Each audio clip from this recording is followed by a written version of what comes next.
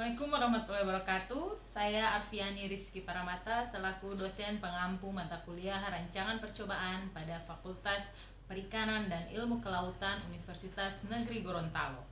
Kali ini saya akan menyajikan media pembelajaran online buat mahasiswa saya sendiri, yaitu mahasiswa semester 5 pada Fakultas Perikanan dan Ilmu Kelautan. Diharapkan kepada mahasiswa untuk memperhatikan secara seksama contoh dari materi ini dan meninggalkan komentar. Terima kasih. Rancangan percobaan dapat diklasifikasikan menjadi dua, berdasarkan rancangan perlakuan maupun rancangan lingkungan. Berdasarkan rancangan lingkungan, rancangan percobaan terdiri dari rancangan acak lengkap atau RAL, rancangan acak kelompok atau RAK, rancangan bujur sangkar Latin RBSL, rancangan latis, dan lain sebagainya. Berikut ini, Bapak Dr. Insinyur Sutoro MS akan menjelaskan mengenai aplikasi rancangan acak kelompok dalam percobaan tanaman jagung. Tolong kalian perhatikan. Kalau kita mengenai kelompok, kita kelompokkan saja dengan bekas pertanaman. Ada bekas tanaman jagung, ada bekas tanaman lele, ada bekas tanaman kayu. Misalnya dari hasil analisis ragamnya ternyata pengaruh blok atau ulangan nyata, itu artinya ada perbedaan, ada pengaruh dari bekas pertanaman sebelumnya. Di samping bekas pertanaman juga kemiringan lahan. Lahannya miring ke arah mana? Umumnya lahan yang di bawah lebih subur dibandingkan dengan yang atas. Apalagi kalau musim kemarau gitu ya, lahan atas biasanya lebih ribuan kering dibandingkan yang lahan agak bagian bawah. Sehingga pengelompokan di sini ya berdasarkan kemiringannya. Di samping itu ada faktor lain lagi. Dalam pertumbuhan pertanaman pasti ada tumbuh gulma.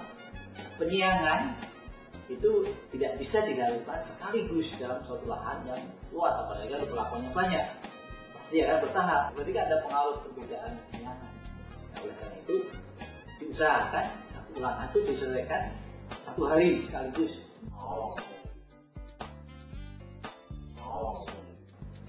Satuan percobaan dari percobaan di lapangan ini yaitu satu baris tanaman. Satu baris terdiri dari 5 meter jarak tanam satu dengan lainnya 20 cm, sehingga dalam satu barisnya 25 tanaman.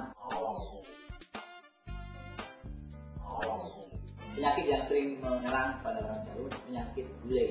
Maka pada saat awal biji itu diberi sarumil itu untuk mencegah fungisida, untuk mencegah serangan hama. Alat bibit biasanya diberikan furadan. Tanaman jagung itu paling peka terhadap kekeringan, jadi kita berikan air. Pengambilan data ya dalam satu plot itu diambil sampel. Kalau hibrid artinya lebih mungkin. Maka kita ambil 5 tanaman. Kalau bukan hibrid, tidak ada 10 tanaman yang harus diambil. Karena variasinya itu paling besar. Kalau variasi paling besar, sampel harus semakin banyak supaya bisa mewakili. Dan sampelnya juga secara acak. Kalau kita mau mengamalkan berubah tanaman, itu tanaman pinggir itu jadi besar. Karena pada tanaman pinggir itu biasanya tumbuhnya lebih baik dibandingkan dengan tanaman yang lainnya. Tanaman pinggir itu kan ruangnya lebih banyak. Sebelah dari tanaman pinggir itu satunya nggak ada tanamannya, satu ada tanaman. Tapi kalau yang tanaman di tengah, kiri kanannya ada tanamannya. Jadi tingkat kompetisinya kan berbeda.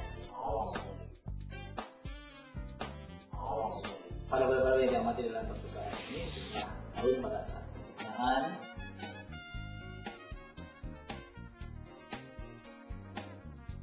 umur keluar penggunaan, umur keluar penggunaan, tinggi tanaman, ukur dari permukaan tanah sampai ujung kaleng. Setelah panen, tongkolnya diambil, dilepas, dijemur, lalu diukur berapa panjang tongkolnya, diameter tongkol,